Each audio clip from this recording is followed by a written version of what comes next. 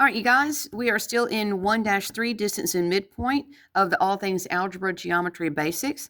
I just finished 1 through 5, and because I need the video to be short, this is going to be part 2, so to speak. So I'm going to turn the page and just continue on. All righty. So I'm on number 6, and we're finding the missing endpoint. So in other words, we are given one endpoint. We are asked to find the other endpoint, and we were given the midpoint.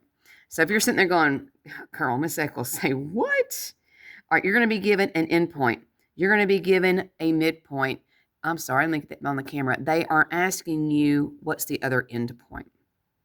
So if you're a visual person, very much like myself, I'll show you even more in depth. So it says, find the coordinates of A if M is the midpoint, which is -1, 2. And B has the coordinate of 3, -5. So I'm just giving myself a rough figure to look at. This is obviously not correct because I have not taken the time to put it on a coordinate plane or any kind of grid. I'm just giving myself something to look at. I am trying to find that endpoint given one endpoint and the midpoint. So I need to find x1, y1. That's what I'm trying to find. If you did it backwards and you put the B over here, and then you're looking for this one over here, then fine. You're looking for x2, y2. It doesn't matter. It doesn't matter. All right. So remember, you add the x's, you divide by 2, but typically you're looking for that number, and this time they gave it to me. So x plus a -3, I'm sorry, plus a +3, divide by 2 is usually what I'm looking for, but this time I know it's a -1. So I'm going to solve this equation for x. Same thing for y. Y plus a -5 divided by 2 is going to be 2 because I already have the midpoint. All right, you guys, so I'm going to solve this equation for x. I'm going to solve this equation for y, and that will be my endpoint that I'm trying to find. Okay, well, you can either cross multiply because you're looking at a -1 over 1. Same thing here, 2 over 1, you cross multiply if that's what you choose to do. Or you can see that as, hey, the opposite of dividing by 2 is to multiply by 2. Same kind of concept. So I'm going to multiply by 2. -1 times 2 is a -2. And I'm looking for a number that will add 3 that gets me a -2. So what number plus 3 is -2? That is ultimately what you are trying to find. So I'm going to subtract 3 to the other side. It looks like it's going to be a -5. -5 plus 3 is a -2. So the first coordinate, the x value, is -5. Okay, so I can cross multiply here or just, hey, multiply the other side by 2. 2 times 2 is 4. So I'm looking for what number subtracts 5 that gives me a 4. What number subtracts 5 that gets me a 4? All right, well, let's see. The opposite of a -5 is to add 5. Looks like it's going to be a 9. 9 minus 5 is 4. So there is your ordered pair. What you have just found is this other endpoint, given an endpoint and a midpoint. We'll do the same thing on number 7. Same exact thing. All right, it says find the coordinate of J if K is the midpoint. Again, just giving myself something to look at. And L is the other endpoint, -8, 6. And the midpoint is -5, 10. Looking for X, looking for Y. So if you're a visual person like myself, it doesn't hurt to give yourself something to look at. There's never anything wrong with that. All right, but here goes. What plus -8 divided by 2 is going to give me a -5? What plus -8 divided by 2 is going to get me a negative 5. And same thing for the y.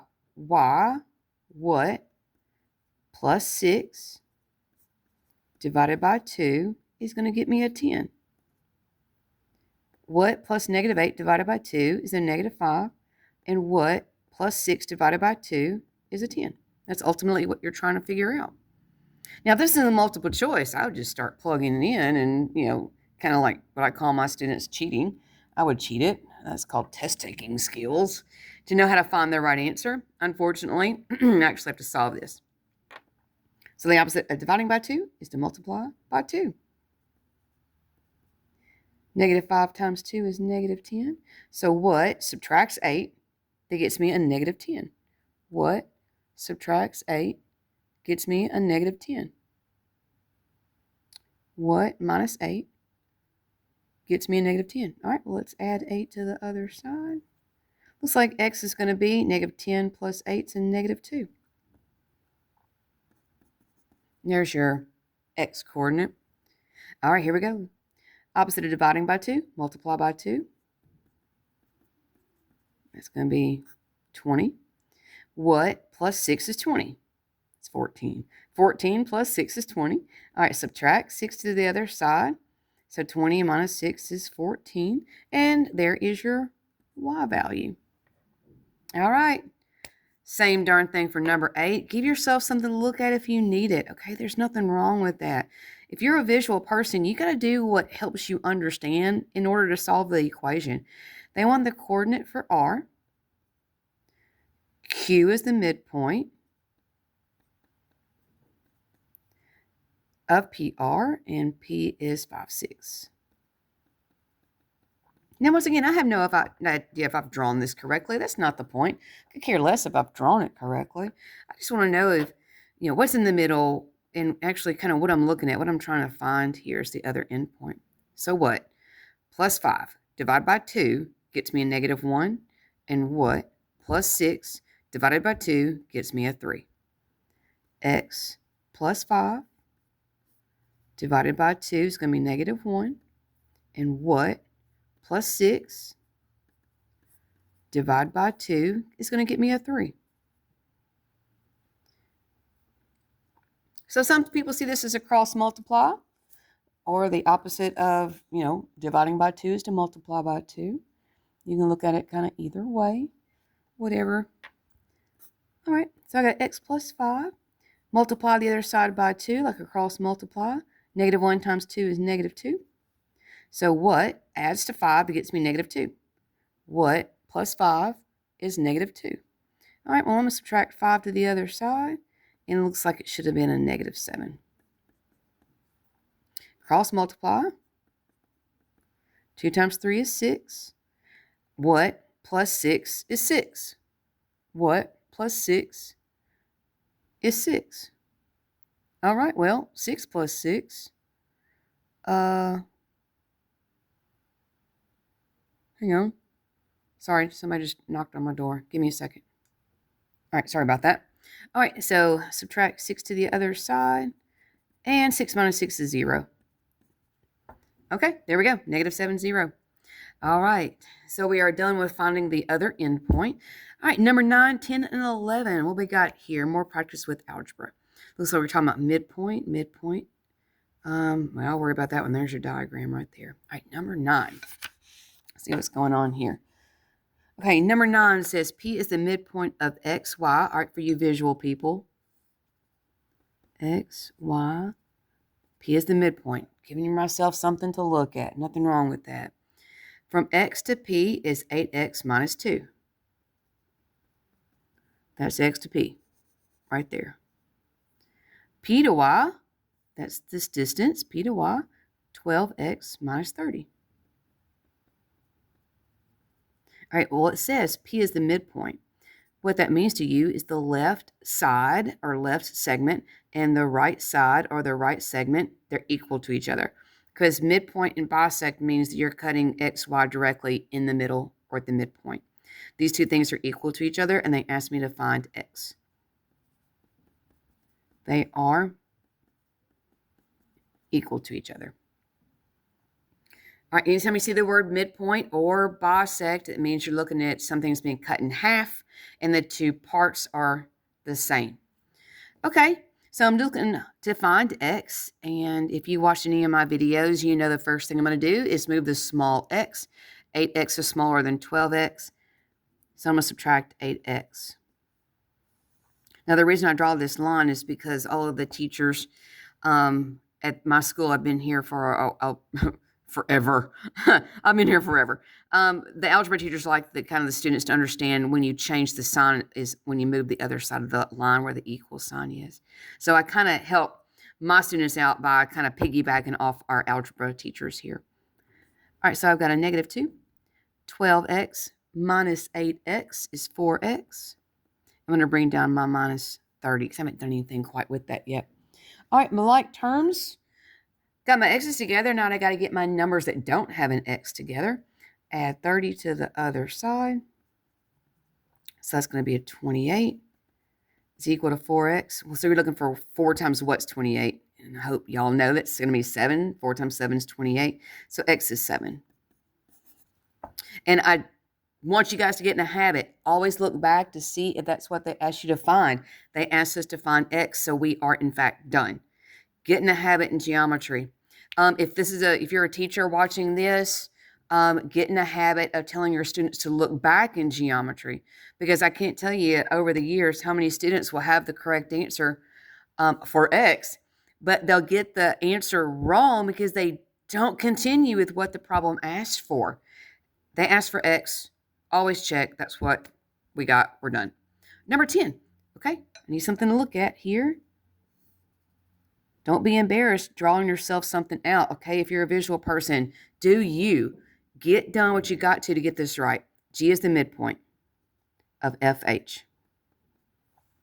All right, from F to G, you'll notice that's the left part is 14x plus 25. GH, this is the right part. 43 minus, that's a 73. 73 minus 2x. These are equal to each other because the problem says that G is the midpoint. That means G is the point in the middle. The sucker's been bisected. These two halves are equal to each other. 14x plus 25 equals 73 minus 2x. Okay. I'm going to move my small x first because I'm a creature of habit and I like a shortcut. I got a 14x. That is not smaller than negative 2x. The negative 2x is smaller. The opposite is to add 2x. 14 and 2 makes 16x. All right, plus 25 equals 73. Now that I got my like terms x's together, I got to get my like terms that do not have an x together. And since I'm moving to the other side of the line, the inverse operation, there you go, teachers, if you want the correct terminology. Inverse operation is to subtract 25 to the other side. So 73 minus 25 is 48. So you're looking for 16 times what's 48? 16 times what is 48? Or the other option is, hey, what's 48 divided by 16? Oh, 3. X is 3. All right, now is that what they asked me to find? No, it is not. They want me to find FH. They want me to find FH. Now, this is not FH. This is not FH. These are the two parts that make FH. So I can't plug in here and be done. I can't plug in this one and be done.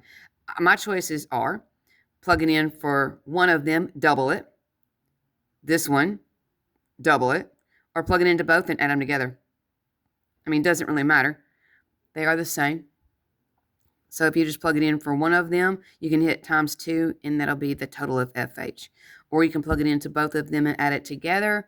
What floats your little happy boat? I'll make my life easier. I'm going to plug it into one of them and double it. So I'm going to plug it into the left half, because midpoint means that's been bisected. So 14 times 3 plus 25.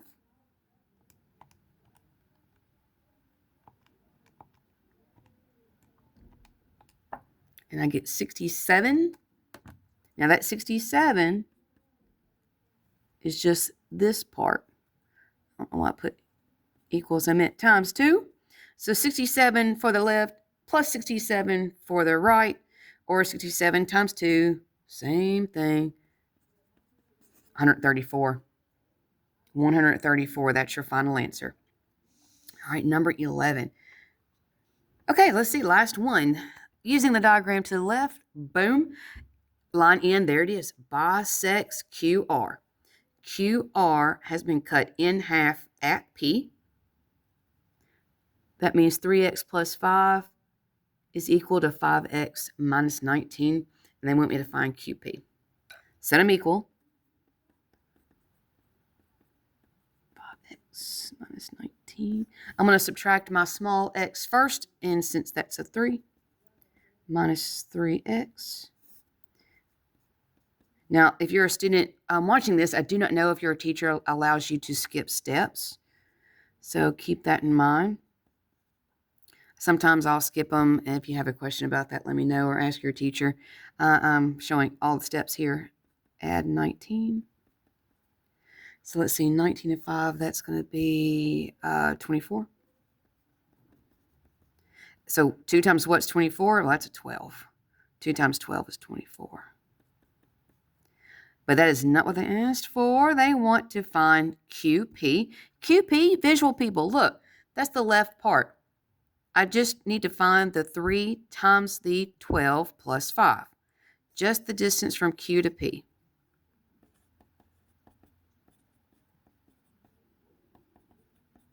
Well, let's see, 3 times 12 is 36 plus 5. 36 plus 5 is 41.